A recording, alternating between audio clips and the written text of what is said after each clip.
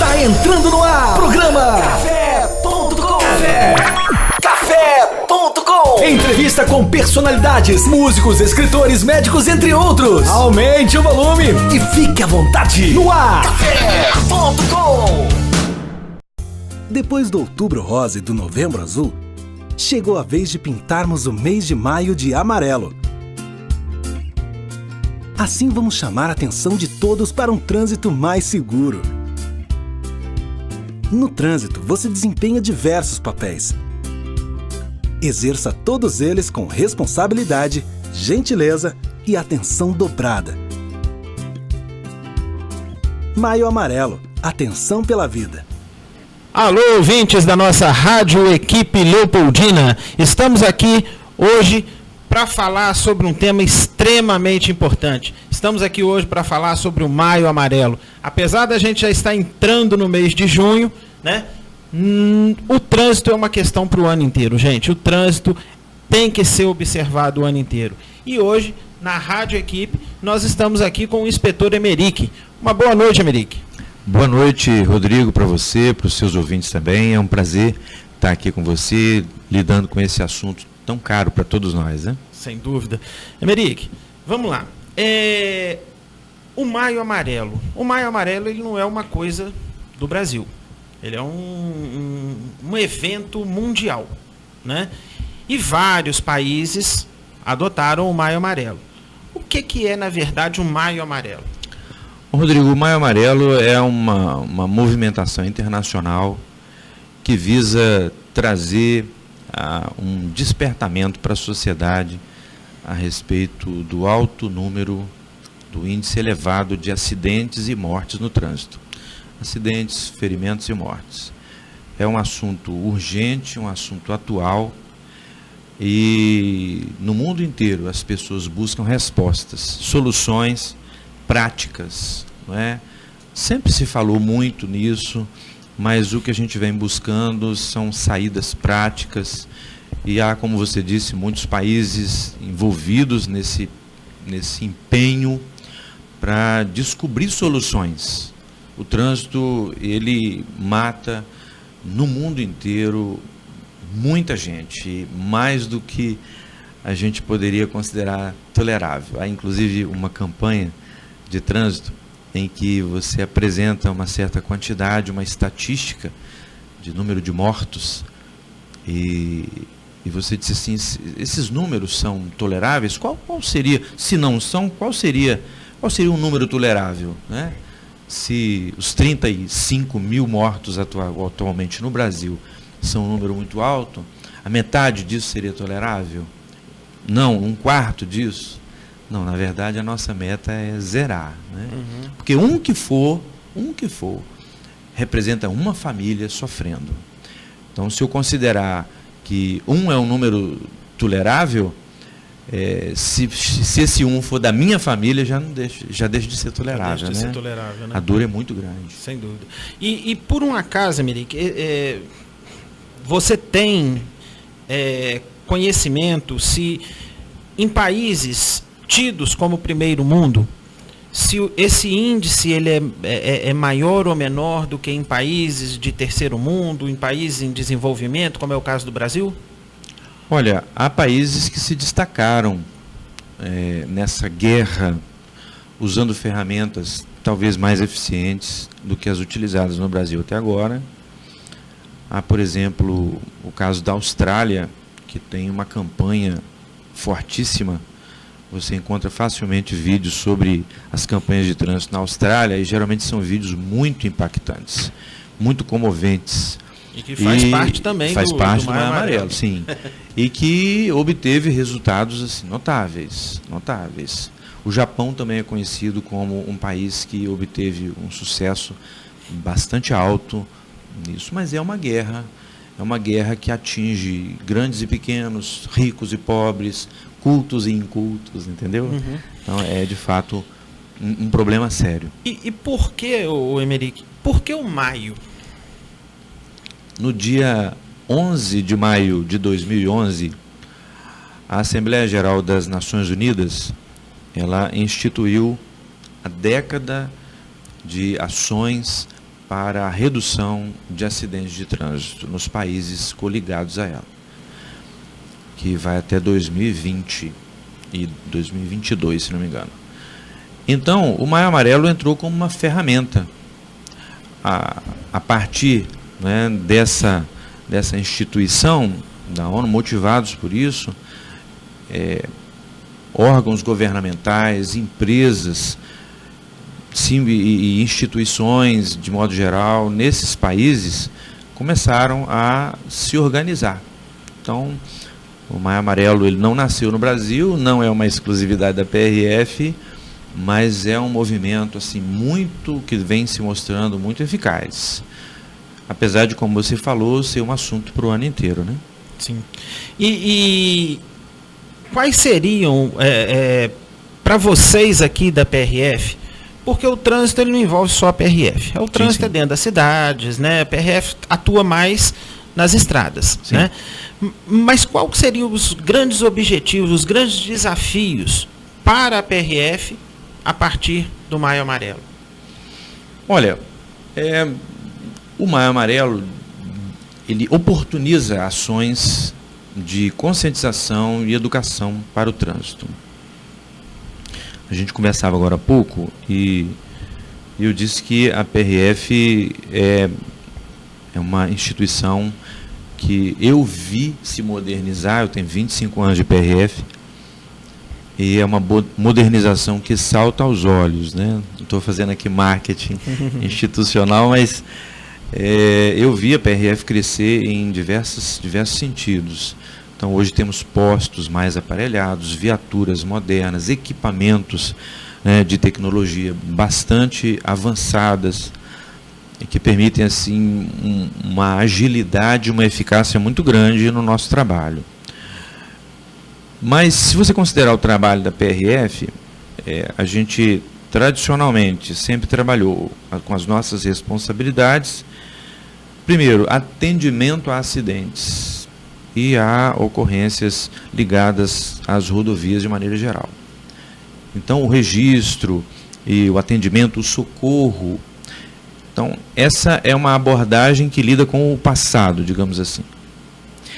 Já a fiscalização ostensiva, a presença na rodovia, da viatura, do policial, né, dos equipamentos de fiscalização, como o radar, lidam com o presente, ou seja, para evitar que a infração que gera o acidente, que gera o risco, que gera o perigo do trânsito, seja cometida. Então, a gente sempre lidou com o passado e com o presente. As ações de educação e de conscientização, elas apontam para o futuro. Então, isso para nós é muito precioso, porque nos deu uma dinâmica nova.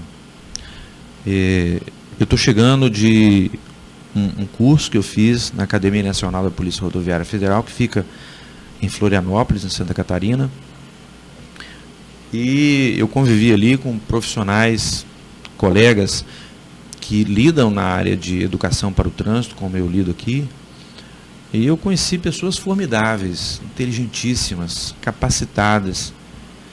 E nós tivemos ali instruções com instrutores de alto nível.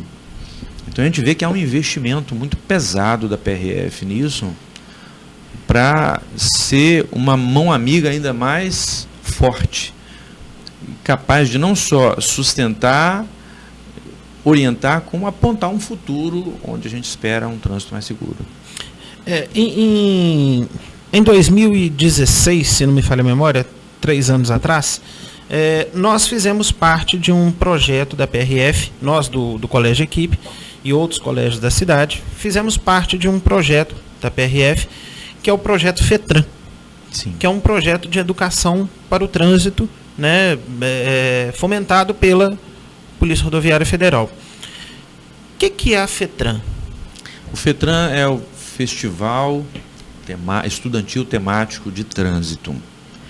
E é uma denominação que abarcou até este ano ações que envolvem teatro nas escolas e também a inserção de conteúdo de trânsito de modo transversal nas escolas, com apoio da PRF. A partir desse ano, a gente teve uma reestruturação nos projetos, e esse projeto que vocês participaram passou a se chamar Educar PRF. O FETRAN continua existindo, ele é um festival de teatro. Nasceu ali no centro-oeste brasileiro, no Mato Grosso do Sul, Goiás, são estados em que esse projeto ele ganhou um vulto muito, muito notável e envolveu as escolas, é algo bonito de se ver. O projeto Educar, ele age um pouco diferente, ele convida as escolas, tanto públicas quanto particulares, a se envolver nas ações de educação, apresentando conteúdo. Então a PRF ela fornece um curso à distância para os professores das escolas envolvidas. A PRF ela se faz presente na escola em algumas ocasiões e fomenta as ações e o ensino do trânsito ali. Para você ter uma ideia de quanto nós estamos atrasados, né, que você diz assim, mas puxa vida, o habitat natural da PRF são as rodovias, né? O que a PRF está fazendo numa escola? Mas para que isso não pareça vanguarda, né, a gente está de fato atrasado, a gente está correndo atrás de um atraso que já vai para mais de 20 anos. O nosso Código de Trânsito ele é de 1997 e lá ele já rezava que o ensino de trânsito deveria ser inserido desde o nível fundamental nas escolas, o que não aconteceu. Então pensa comigo, se em 97 as crianças que tinham ali 6 anos tivessem recebido esse ensino que hoje o Projeto Educar e o FETRAN estão aplicando, mas se isso tivesse acontecido lá atrás, aquelas crianças já estariam hoje com a carteira de habilitação na mão. E certamente seriam profissionais, ou seriam cidadãos no trânsito muito melhores, muito superiores à qualidade que hoje a gente tem. Convenhamos, a gente precisa de trabalhar uma geração de motoristas e pedestres melhor do que a atual. Sem dúvida. E inclusive, a gente estava aqui, antes de começar o programa, né, em off aqui, conversando, e eu me lembrei, até fiz o comentário com você, eu me lembrei que quando eu conheci um supervisor de uma empresa grande de refrigerantes aí, que era líder de mercado naquela época, eu perguntei a ele, poxa, mas por que essa sua empresa, ela né, faz tanta propaganda, gasta tanto dinheiro com mídia, com televisão, se já é líder de mercado e vende muito, e aí ele virou para mim e falou, mas o seu filho tem que aprender a tomar o nosso refrigerante. Que coisa, hein? Né? Então, quer dizer, o projeto FETRAN estando dentro da escola, a grande importância do projeto FETRAN e agora projeto Educar, estando dentro da escola, ele vai formar o quê? Motoristas melhores. Com certeza. Então, isso é muito importante. E não só, as próprias crianças, elas cutucam os pais. Exatamente. Outro ponto. Papai, só está sem cinto. Papai, acende farol. Uhum. Né? Então, isso é muito importante. E eu acho que quando vocês conseguem fazer isso, né, conseguem mostrar isso para uma criança, isso deve ser extremamente gratificante. Muito gratificante. E é uma coisa interessante também, a gente tem um material que a gente distribui nas ações de educação com as crianças, inclusive no Educar, que é um talãozinho de mini multas. É uma sacada extraordinária, Rodrigo, porque ele ali aponta as infrações mais comuns, ele estabelece multas simbólicas, né? Aí uma multa mais leve é um beijo, um aperto de mão, depois tem um abraço, depois tem o beijo, na graduação. Mas ela já desperta a criança para que ela tenha um olhar crítico para o comportamento dos pais. Um colega no meu curso lá em Santa Catarina, ele disse o seguinte, olha, papagaio velho não aprende a falar, no máximo a gaguejar. Então, ainda que a fiscalização e a multa pesada, como nos casos de alcoolemia, de ultrapassagem proibida, seja uma multa hoje mais cara, ela tem o seu papel educativo, sim. Mas, quando você ensina uma criança na escola que aquele comportamento é irregular, ela já não vai absorver ele como natural. Porque a criança dentro do automóvel, ela vendo o pai dela avançar um sinal vermelho, beber e dirigir, ultrapassar em local proibido, ela vai absorvendo aquilo como se fosse natural. Como se fosse porque natural, o pai é né? a maior referência que ela tem. Sim. Então, é uma maneira indireta que a gente tem de atingir os pais.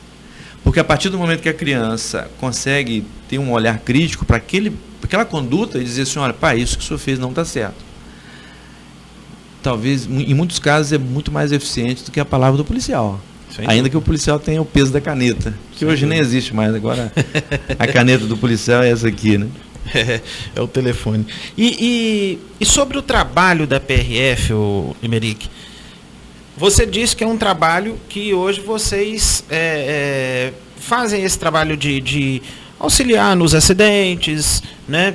Sempre foi. Fazendo a fiscalização e tudo.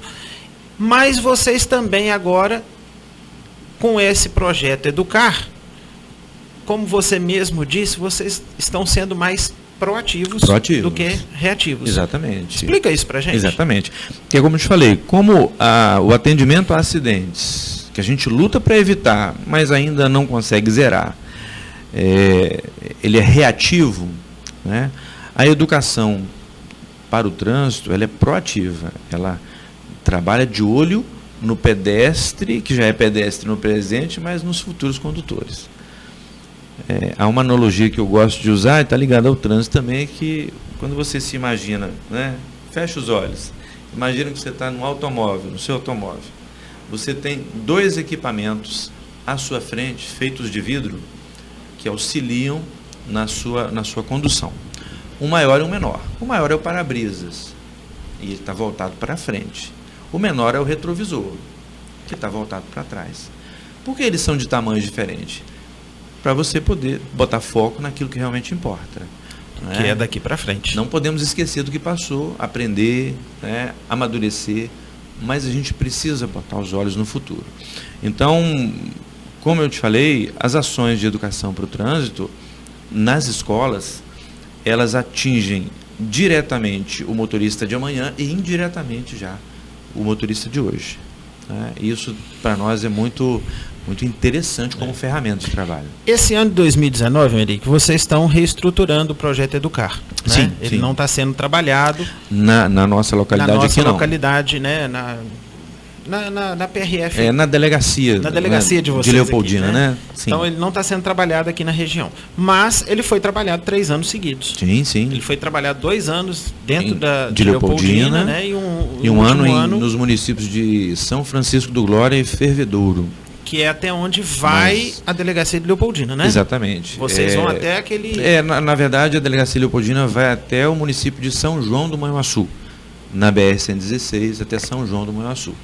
Eu achei que ia só até Fervedouro por causa do posto policial que tem em Fervedouro. O posto policial de Fervedouro atende até São Francisco do Glória. Então, os municípios lindeiros à rodovia, a gente tem uma parceria com eles no sentido de promover ações como essas, né? A ação em Fervedouro e São Francisco do Glória foi extraordinária. Mas talvez seja porque foi a mais recente, né? Porque eu também tenho excelentes lembranças da ação da qual vocês participaram.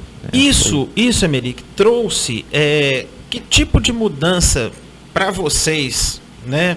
Que são os policiais, que são os que estão trabalhando ali no dia a dia com o trânsito, para vocês da PRF, que tipo de mudança esse projeto vem trazendo? Olha, com certeza mudou a nossa abordagem, porque é um público diferenciado, né? Então você tem que fazer adaptações à sua linguagem, ao material que você apresenta. Nós sempre fizemos palestras em empresas, em órgãos, né, de governo, mas as palestras e interações com o público infantil e juvenil, elas exigem uma postura diferente nossa, né, quanto à linguagem, quanto aos temas abordados, até a própria didática da coisa precisa ser, né, amadurecida. A gente tem recebido treinamento e se aparelhando, né, para esse tipo de trabalho. Mas isso faz o coração da gente ficar um pouco mais mole também, né? Lidar com o público infantil é uma coisa muito emocionante, sabe? Você vai se deparar com diversas situações que te tocam muito, como, por exemplo, famílias que foram atingidas pelo próprio acidente. Então, há crianças que guardam traumas disso, lembranças ruins, e tudo isso a gente tem a oportunidade de ver mais de perto como que o acidente, ele chacoalha uma família, sabe? Como que o acidente, ele atinge profundamente o núcleo familiar. Não é só uma pessoa, os números são frios, né? Se você fala 35 mil mortos por ano, é meia Leopoldina por ano que o Brasil perde. Então, mas isso é frio, né? E se você multiplicar, né, uma média de 4 pessoas numa família, já são 140 mil pessoas atingidas pelo acidente. Existe uma campanha de trânsito, um vídeo feito, se não me engano, na Inglaterra. E ele mostra uma jovem se envolvendo num acidente fatal. Mas ao mesmo tempo que vai mostrando as cenas do acidente, vai mostrando também as cenas da família dela em casa. Então o acidente vai sendo construído aos poucos. Quando ele se dá de fato, e a menina morre, a jovem morre, as cenas da casa dela mostram os familiares sendo lançados como se fosse um terremoto, como se fosse um vendaval. E é uma lição muito importante, sabe? Porque além da dor, né, da falta, da ausência da pessoa, os números mostram que para cada vítima de um acidente fatal, ou seja, cada pessoa que morre no acidente, 50 pessoas nos mesmos acidentes, elas ficam feridas, e algumas com sequelas permanentes. Então, é uma situação, um quadro dramático, que às vezes você vê na televisão e tudo, mas enquanto ele não chega bem perto de você, você não sente a gravidade da coisa, né? Você está tocando nesse assunto dos acidentes, e eu vi recentemente, não sei se você viu, correu aí nos grupos de WhatsApp, eu recebi um vídeo de um policial, não sei se rodoviário, na Alemanha. E era um policial que, isso realmente se passou na Alemanha. Ele brigava com as pessoas que paravam para filmar e fotografar os acidentes de trânsito. Você chegou a ver esse vídeo? Vi. E isso é uma coisa normal? Quando tem acidentes, vocês veem essas pessoas chegando, fotografando, filmando o acidente? O pós-acidente? Acontece. A gente também é mórbido combate demais isso. Muito, com certeza. Mas, infelizmente, acontece. Quando a gente chega no local de acidente, a gente presta atenção especial com esse tipo de comportamento, porque ele também, ao mesmo tempo, tira o foco da pessoa que está passando para o mesmo trânsito, talvez a mesma situação que gerou aquele acidente. Então a pessoa chega numa curva, por exemplo, onde há óleo na pista. Um óleo na pista que fez aquele acidente acontecer. E de repente ela deixa de atentar para o trânsito, para a condução dela, que naquele local de maior perigo, para desviar o foco da atenção dela, para ver um acidente, para filmar um acidente. Então, tudo isso é muito constrangedor. É constrangedor para as famílias envolvidas, né? E é como você falou, é mórbido mesmo. E é constrangedor para vocês, policiais, que estão claro, trabalhando e tem que chamar a atenção por um assunto. Exatamente. Né? E o que ganha com isso? É banal demais. Mas é um contexto maior, né, de sociedade que a gente está vivendo, onde a busca pela atenção, ela às vezes extrapola alguns limites da ética, até do bom senso, né, Rodrigo? Sem dúvida.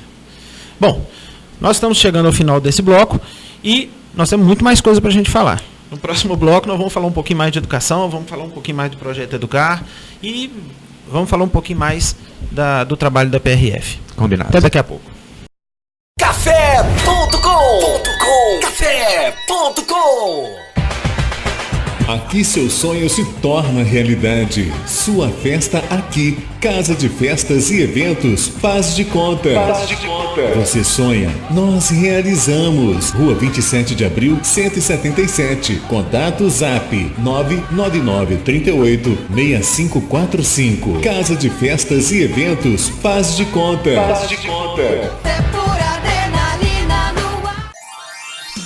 Decorações com balões e balões com gás hélio é na Festa e Companhia. Aluguéis de móveis provençais, artigos para festas em geral, aluguéis de mesas, cadeiras, toalhas, parcelamos sua festa. Festa e Companhia, Rua Presidente Carlos Luz 423, fone 3441-6365. Aluguéis de cortina de LED é na Festa e Companhia. Tambores, móveis rústicos, Festa e Companhia. Faça sua festa com mais alegria.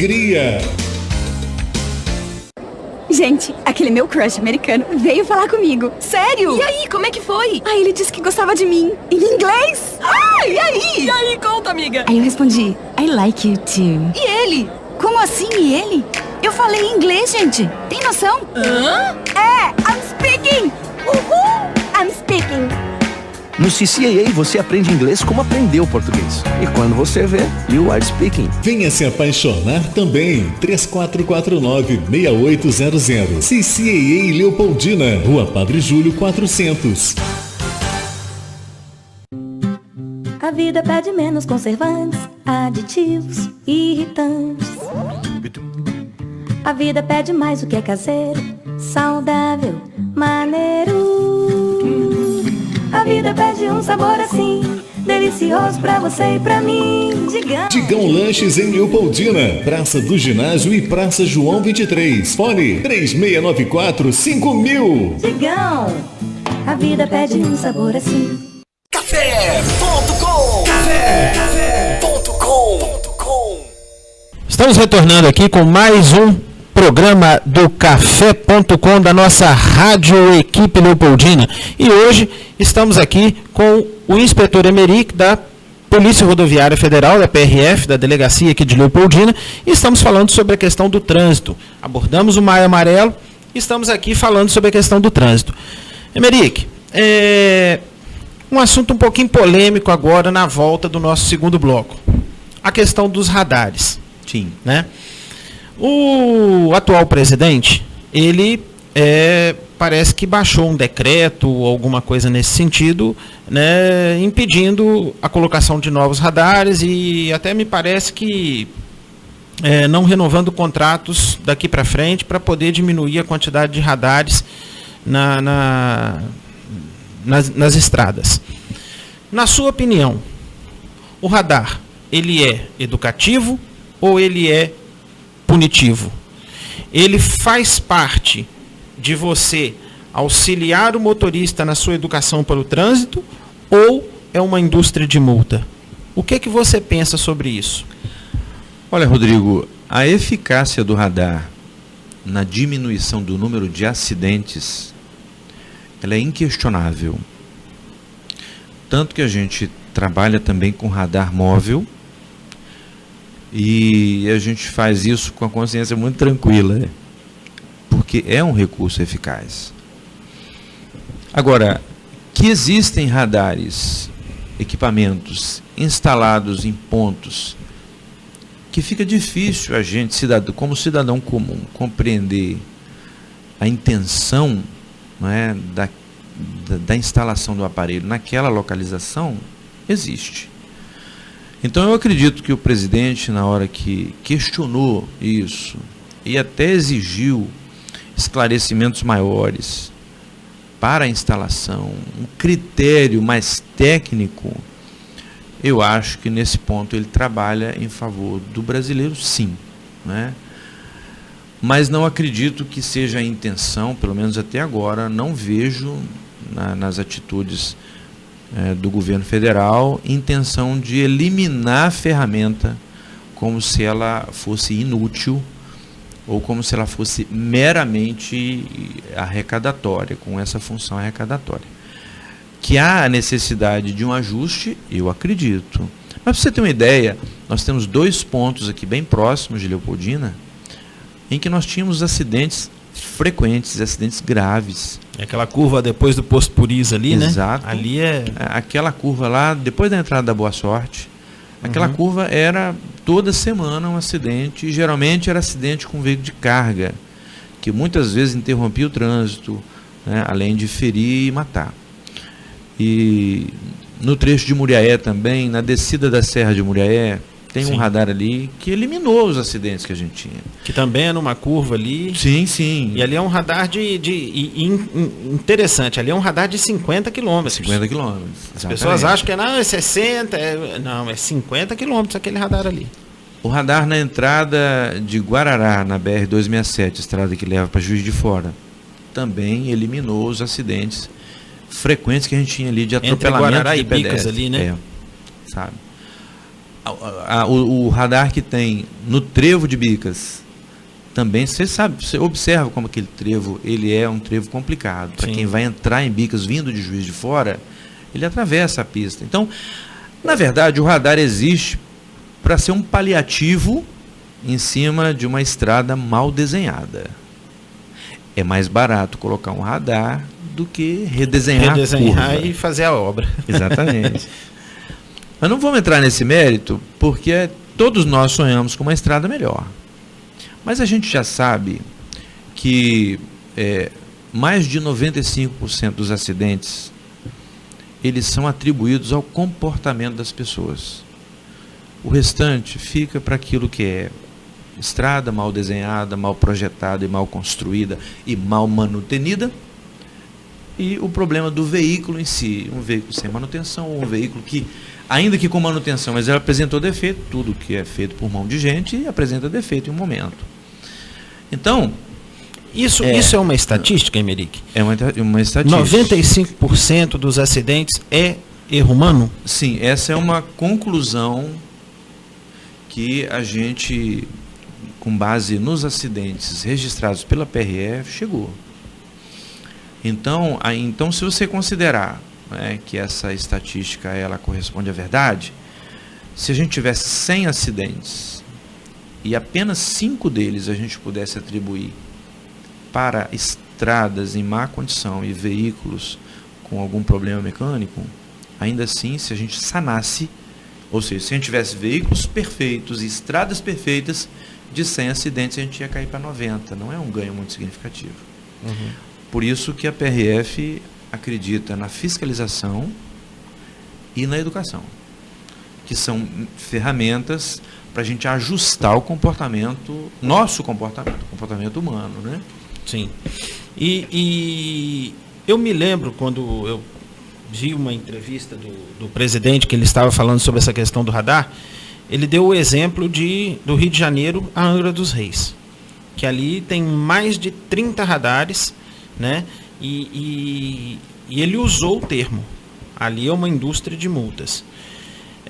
Então você acredita que possa sim estar havendo, em alguns pontos, um exagero, como... Não duvido. Eu acredito na ferramenta, né? Mas as ferramentas, de modo geral, elas estão sujeitas ao modo como elas são operadas, né? Uma faca é essencial. Você precisa da faca para diversas coisas, mas uma faca na mão de uma pessoa mal intencionada é uma arma, né?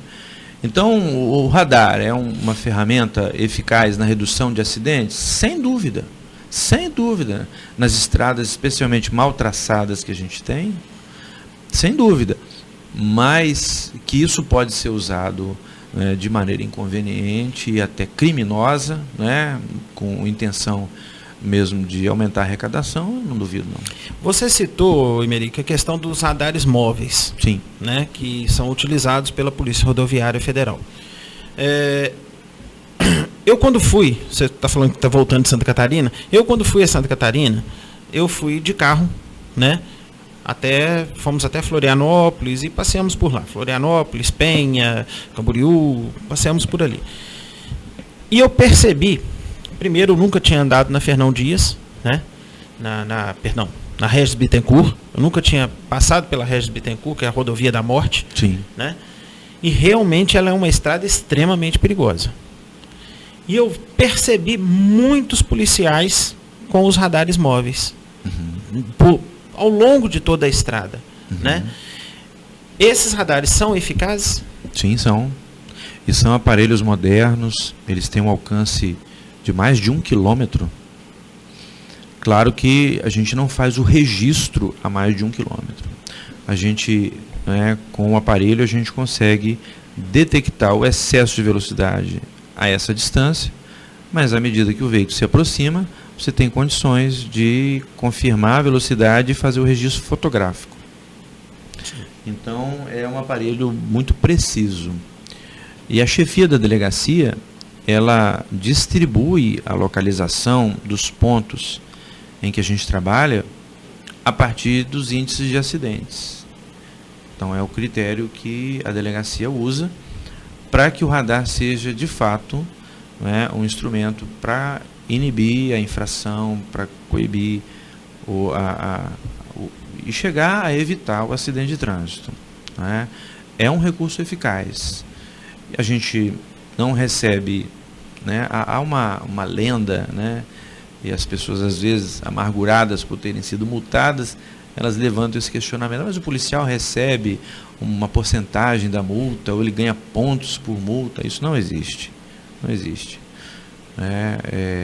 A gente tem nossa ordem de trabalho e a gente tem o nosso salário à parte, Se produziu tantas multas ou menos multas, não vai interferir no nosso salário. Até porque se isso existisse, realmente aí seria uma indústria da multa mesmo, né? Agora, a indústria de multas pode acontecer a partir do momento que o órgão, como um todo, deseja levantar a arrecadação dele. Mas eu não vejo isso acontecer na PRF, não é notório isso, trocando um pouco o assunto e também mantendo aí o tema polêmico, a questão da alcoolemia, ao volante. Bom, hoje muito se fala sobre essa questão das pessoas dirigirem, e da questão da lei seca e da pessoa dirigir alcoolizada, Qual é o limite para se dirigir hoje? Ou se tem limite? O limite deveria ser zero, Zero álcool ao volante. Mas existe algum limite? Como é que funciona esse limite? E como que funciona o aparelho? O aparelho chama etilômetro, Etilômetro. Como é que funciona o etilômetro? Olha, antes da gente avançar, é bom a gente notar que a gente lidou e está lidando com os dois maiores problemas do trânsito. A gente já falou sobre velocidade e agora a gente vai falar sobre o álcool. Um terceiro problema, que eu não sei se a gente vai ter tempo para abordar, seria a ultrapassagem em local proibido. Mas se a gente não conseguir falar hoje, vamos falar assim. Vamos falar assim. Mas vamos falar sobre a alcoolemia. Sobre a alcoolemia. A intenção do legislador foi realmente reduzir a zero a tolerância. Porque a lei ela é bem rígida, Sim, muito. Porém, como cada organismo reage de maneira distinta, variada com relação ao álcool, alguns têm uma resistência maior ao álcool. Então a gente precisava de um aparelho de precisão. O etilômetro, conhecido como bafômetro, ele é um aparelho de precisão, ele é homologado pelo Inmetro. Essa homologação tem validade de 1 ano, todo ano ele é encaminhado ao Inmetro e é analisado.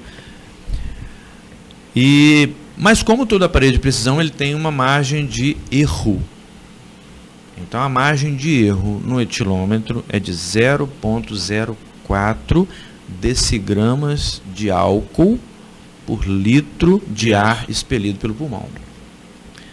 É uma métrica assim complicada, mas ele analisa o ar alveolar, ou seja, ele não considera as vias aéreas superiores. Ou seja, não adianta chupar uma balinha, não adianta tomar vinagre, não adianta fazer nada disso que não vai... Não, o aparelho ele é muito eficaz. Ele pega o ar do pulmão. Exatamente.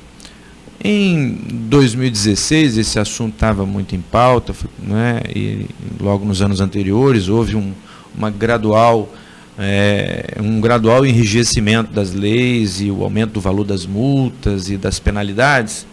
Então, muitas dúvidas assim surgiram, como por exemplo, eu comi um bombom que tinha um recheio de rum, então ele tem um pouco de álcool.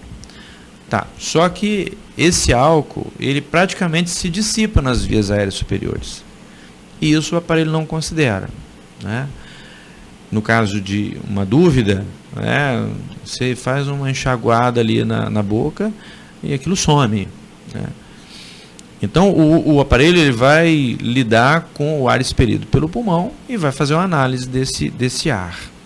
Até 0,04, o aparelho acusa, mas a gente desconsidera, porque pode ser um erro do aparelho. Antes de cada teste, a gente faz um teste em branco, ou seja, a gente deixa o aparelho ciclar, para a gente ter certeza que o sensor dele não guardou resíduo de álcool de um teste anterior. Né? Então, é um teste muito confiável. De 0,05 em diante, até 0,34 decigramas de álcool por litro de ar expelido pelo pulmão, a legislação considera infração de trânsito. A multa é cara, R$ 2.934. E a pessoa perde o direito de dirigir por 12 meses. Perdão. A multa é de R$ 2.934, a carteira é retida. Isso. E o veículo só pode sair se apresentar um condutor que esteja habilitado e que esteja também com o teste zerado. Então, recapitulando para não ficar dúvida, de 0,05 a 0,34 é considerado infração. 0,33 é infração de trânsito. Então a carteira é retida até que o condutor tenha condições de no dia seguinte ou mais tarde voltar ao posto, fazer o teste novamente e retirar a sua carteira. Ela não é encaminhada ao Detran, à delegacia de polícia, nada. Ela fica ali no posto da PRF até que o condutor esteja em condições de retirá-la por zerar o teste. Mas observa, gente, é lavrada a multa de R$ 2.934. R$ A partir de 0,34 para frente é considerado crime de trânsito. Então, além de pagar a multa, que é 10 vezes o valor da multa mais cara, R$ 2.934,70, a pessoa também é encaminhada à delegacia de polícia judiciária, polícia civil. E ali vai ser aberto um procedimento contra ela, ela vai presa. Ela não vai simplesmente se apresentar ao delegado, não, ela vai presa, certo? Mas a pessoa, e além disso, ela vai ter o seu direito de dirigir suspenso por 12 meses. Se ela não for habilitada, né, ela vai ficar 12 meses sem poder iniciar o processo de habilitação. Mas se nesse período, amigo, desculpa, nesse período de 12 meses, tem que fazer curso de reciclagem ou não é obrigatório? Rapaz, até há pouco tempo existia, sim, a exigência de um curso, mas eu vou te falar que eu não me recordo disso agora com a certeza necessária para te falar. Porque já é um procedimento posterior à ação da PRF, né? Então, às vezes, a gente não acompanha a atualização dessas coisas. Mas, se for necessário dificultar a vida do cidadão, eu acho que eles vão tentar. Por que dificultar a vida do cidadão? Isso não é um gesto gratuito. Pelas pesquisas, mais de 30% dos números de mortos no trânsito estão associados a essa mistura de álcool e direção. Então, é grave, é um problema sério que precisa ser combatido com todos os recursos que a gente tiver. Mas voltando aí na fiscalização... E às vezes não só para a pessoa que consumiu, claro, mas ele com o carro na mão e alcoolizado, ele tem uma arma na mão. Com certeza, com certeza. É a questão da ferramenta.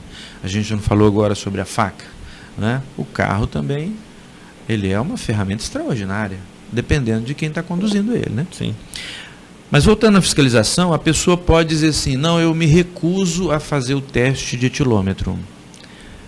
Se ela não estiver com sinais visíveis de embriaguez, apenas se recusar a fazer o teste, ela vai ser submetida a uma penalidade também de multa no mesmo valor de R$ 2.934,70 por ter se recusado a soprar o bafômetro, o etilômetro, né? O apelido dele, carinhoso, bafômetro. Então, ela vai pagar a multa e vai ficar também 12 meses com a sua carteira suspensa, certo? Então, recusar não é uma boa atitude, né? Porque mesmo que você tenha ingerido álcool, você submetendo ao teste, você pode ficar dentro do limite de infração. Você vai pagar a mesma multa, mas pelo menos você vai continuar dirigindo, né? Você no outro dia volta ali, aprendeu a lição, soprou o etilômetro, deu 0, leva a sua carteira e continua a vida. Agora, se você se recusar, é 12 meses de suspensão do direito de dirigir. Perfeito. A reincidência. Existe previsão da reincidência. Aí a multa, ela, dentro desse período, a multa é aplicada novamente em dobro, né? Então, de quase 3 mil vai para quase 6 mil reais de multa. Entendi. E as mesmas consequências, né? Se ele se recusar, vai mais 12 meses e por aí vai. Nós ficamos sabendo que hoje a Polícia Rodoviária Federal, ela conta também com outro aparelho que não é necessário soprar igual o etilômetro. Só de se aproximar, ele já detecta se tem um hálito etílico ou não. Como é que funciona esse aparelho? Olha, eu ainda não tive um aparelho desse em mãos. Eu sei que ele já está sendo usado por algumas unidades da polícia, no estado de Minas já, alguns outros estados também.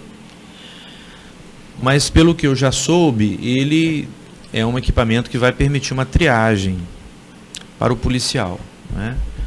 Você pega uma festa, por exemplo, ou mesmo na fiscalização rotineira, né? Você pode ali, com o condutor ainda dentro do veículo, aproximar aquele aparelho e é uma distância sem que haja contato, ele já consegue perceber se ali existe álcool, né, na jogada.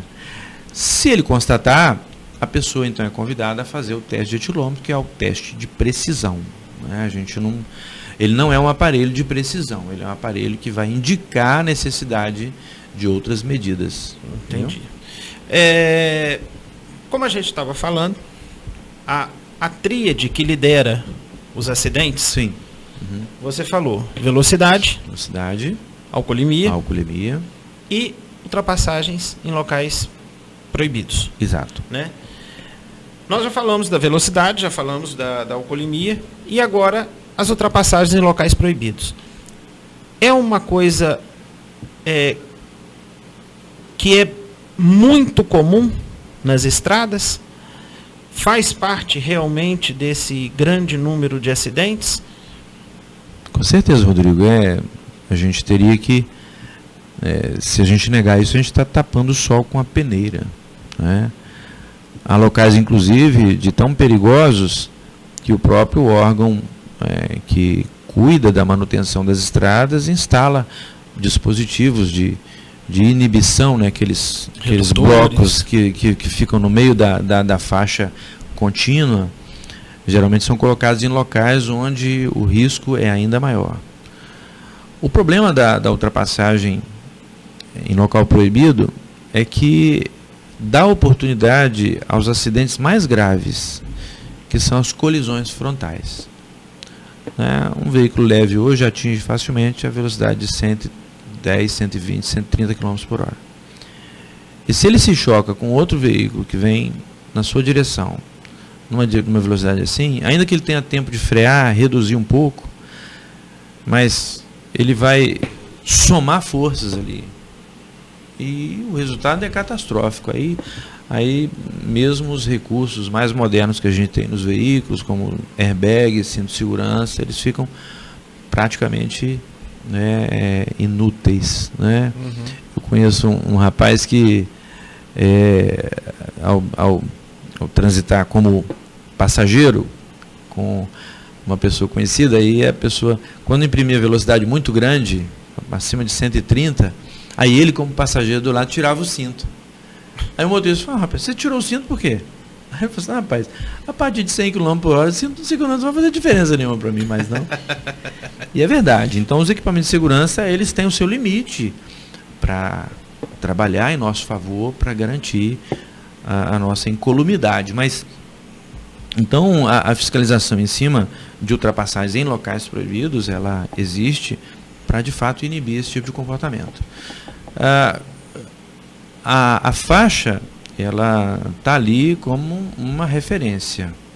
Não quer dizer que todo lugar onde a faixa é pontilhada eu posso ultrapassar de qualquer maneira, né? Porque vai depender, né, de estar o fluxo na contramão livre.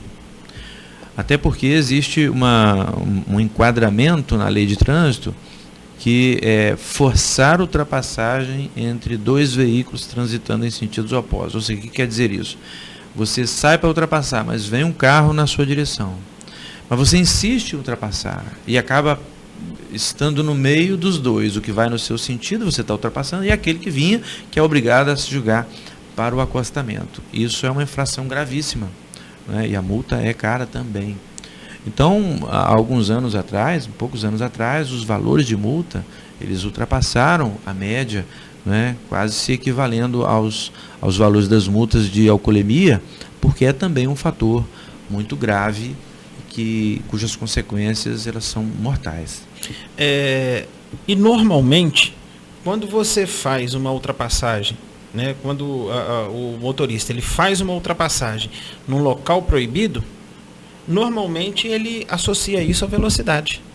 Né? Exatamente, porque então, ele tem que imprimir uma velocidade maior. Tem que imprimir uma velocidade maior porque ele sabe que ele está fazendo errado. Sim, sim. Né? Então ele tem que imprimir uma velocidade maior, e aí vem todo esse problema que você falou. Uma colisão de frente, uma alta velocidade. Raramente a pessoa escapa de um acidente desse. Exatamente. Então você vê que quando a gente fala em 95% de responsabilidade dos acidentes recair sobre a nossa maneira de conduzir, não é nenhum exagero.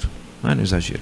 Por isso, a gente pode voltar no assunto do início do programa, que nós enxergamos hoje que a ferramenta mais eficaz a médio e longo prazo das polícias, dos órgãos de trânsito, é sem dúvida a educação. A gente precisa preparar uma geração melhor de condutores do que a nossa, porque a nossa, ela está deixando muito a desejar. Questão do trânsito, Amiri, que a gente estava conversando aqui, questão dos acidentes. Você me disse que houve uma redução. Sim. Né? De alguns anos para cá, vem gradativamente havendo uma pequena redução. Sim. A que você, como policial rodoviário federal, atribui essa redução? A essas leis? A melhoria das estradas? O que você atribui a essa redução? Ô Rodrigo, para eu ser bastante otimista, porque eu prefiro ser otimista do que pessimista, mas eu acredito sim na eficácia cada vez maior dos recursos de fiscalização e de educação e de informação, né?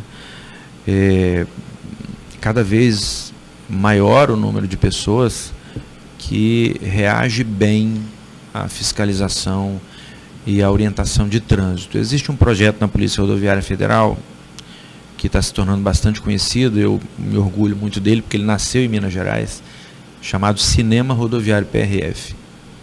E o que a gente faz? A gente alia a fiscalização, porque é um comando de fiscalização, mas que aproveita aquele tempo que o policial gasta para fazer levantamentos, pesquisar sistemas, verificar o carro. Isso aí demanda 10, 15 minutos. Uma fiscalização mais objetiva.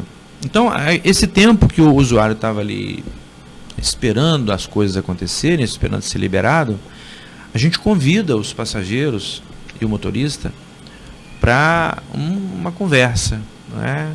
A gente exibe vídeos educativos e tem sido cada vez mais bem recebido esse tipo de trabalho, sabe? eu acredito que existe gradativamente uma melhoria na consciência das pessoas, porque o problema do trânsito se agravou tanto que é muito raro a gente ter alguém que não teve um acidente envolvendo um familiar, um amigo, um colega de trabalho, né? Então isso sensibiliza as pessoas. Então não raramente a gente termina uma sessão dessa de cinema rodoviário PRF sob aplausos. Gente comovida, já teve gente chorando porque se lembrou de um parente, de um amigo. Eu me lembro de uma vez eu participei de um comando desse lá em Lafayette e uma senhora no final, ela estava chorando mesmo. Ela estava acompanhada de uma jovem e quando ela conseguiu se controlar, disse assim: essa minha filha, ela só está aqui hoje comigo porque ela estava de cinto de segurança. Ela estava no carro com mais 3 amigas, todas sem cinto e só ela de cinto. Todas morreram, só a minha filha sobreviveu. Então, assim, a consciência cada vez maior da eficácia, da seriedade do trânsito, eu acredito que vai levar a gente a equipamentos de segurança, do bom uso dos equipamentos de segurança. Dos equipamentos de segurança. O centro de segurança, ele é o equipamento mais elementar, mas ele é de uma eficácia extraordinária. A gente sabe que tem muita gente que só coloca o cinto de segurança nas proximidades do posto da Polícia Rodoviária, né? Mas o posto de Polícia Rodoviária Federal, ele além de ser muito visível, né, aquelas cores amarelo e azul, gritantes, ele tem sinalização, né? Em 500 metros, um posto da Polícia Rodoviária. Só que o acidente não tem sinalização prévia, né? Você nunca vê uma placa assim, olha, daqui a 1 quilômetro você vai se envolver num acidente fatal, né? Aí vai dar tempo de você colocar o cinto. Não dá. Muitas vezes as pessoas, quando notam que a polícia está chegando, elas não conseguem colocar o cinto.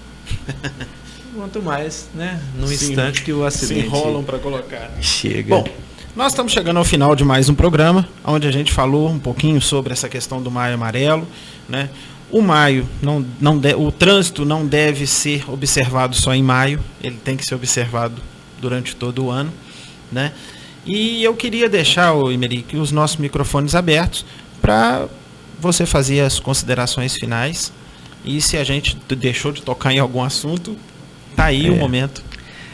Eu, lá no curso, eu tive a oportunidade de preparar e apresentar uma palestra sobre o uso de cinto de segurança para motoristas de carga. E eu falei sobre o que seria a carga mais preciosa que um motorista de caminhão carrega, que é a própria vida. Mas o dia a dia do caminhoneiro é muito corrido e as pressões sobre ele são grandes, a responsabilidade às vezes de uma carga cara, preciosa, tudo isso pesa. Mas eu chamei a atenção deles para o fato de que muitas vezes eles amarram a carga que está na nota fiscal e se jogam na cabine sem nenhuma amarração. E se eu ligasse para a casa deles, e perguntasse para os familiares qual que é a carga mais preciosa que o caminhão deles já levou, sem dúvida eles não iam falar de valor de nota fiscal, de nada disso. Eles iam falar que a carga mais preciosa é o próprio motorista. Então, muitas vezes, diante da fiscalização policial, as pessoas ainda se lembram da penalidade da multa. Mas viajar sem cinto de segurança e ser multado não é a pior coisa que pode acontecer com você se você não usar o cinto de segurança. Ser multado não é a pior coisa que pode acontecer com você se você ultrapassar na faixa contínua. Ser multado não é a pior coisa que pode acontecer com você se você exceder o limite de velocidade. Há muito mais coisa em risco, né? A Bíblia diz que é melhor ir numa casa onde há luto do que numa casa onde há festa. E você chegar no local de acidente e deparar com uma pessoa fatalmente atingida pelo acidente, e pior, saber que aquele acidente podia ser evitado, é algo que leva a gente a pensar, sabe?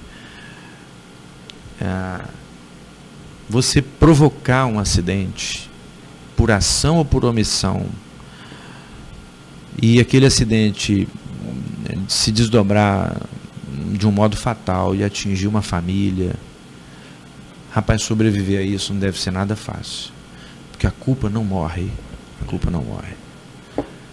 Então você, mesmo que escape do acidente, muitos preferiam ter morrido do que carregar consigo a lembrança de que tirou a vida, que interrompeu uma carreira, de que impediu um abraço. Isso é muito pesado. Então a PRF hoje, ela lida com as ferramentas de que dispõem nós policiais para a gente entrar nessa guerra, mas é uma guerra muito abrangente. Então a gente precisa do envolvimento de todos os outros atores nessa tragédia para a gente diminuir os danos e quem sabe chegar no zero, né? Era isso. Que é a meta. É a meta. E depois que a gente atingir essa meta de zero, a gente dobra a meta. Dobra a meta. Acho que eu já ouvi isso em algum lugar. Vamos deixar isso para lá. Vamos deixar isso para lá. Bom, chegamos ao final de mais um programa Café.com. E hoje aqui eu tive o prazer e a honra de ter comigo aqui o inspetor Emerick, que esperamos que tenha sido um momento de muito aprendizado para muita gente. Vamos pensar bem, na hora que a gente for pegar o carro, vamos pensar bem, não vamos utilizar de álcool e vamos usar corretamente os equipamentos de segurança. Um grande abraço, uma boa semana a todos. O Café.com está pela Rádio Equipe Leopoldina, www.radioequipeleopoldina.com. E aí você vai assistir todos os nossos programas através do nosso Equipe TV. Um grande abraço a todos e muito boa semana. Café.com. Aqui seu sonho se torna realidade. Sua festa aqui. Casa de Festas e Eventos Faz de Conta. Você sonha, nós realizamos. Rua 27 de Abril, 177. Contato Zap 999386545. Casa de Festas e Eventos Faz de Conta.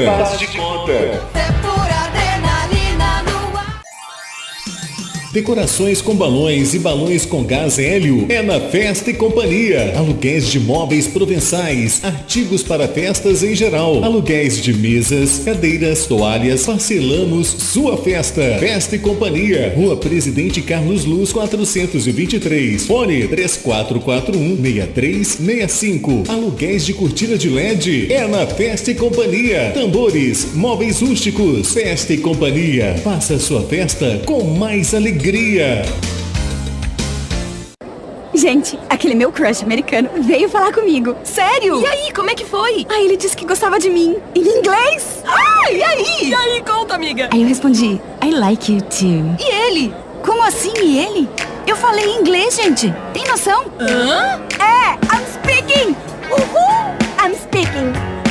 No CCAA você aprende inglês como aprendeu português. E quando você vê, you are speaking. Venha se apaixonar também. 3449-6800. CCAA Leopoldina, Rua Padre Júlio 400. A vida pede menos conservantes, aditivos, irritantes. A vida pede mais o que é caseiro, saudável, maneiro. A vida pede um sabor assim, delicioso pra você e pra mim. Digão Lanches em Leopoldina, Praça do Ginásio e Praça João 23. Fone 3694-5000. Digão, a vida pede um sabor assim. Café.com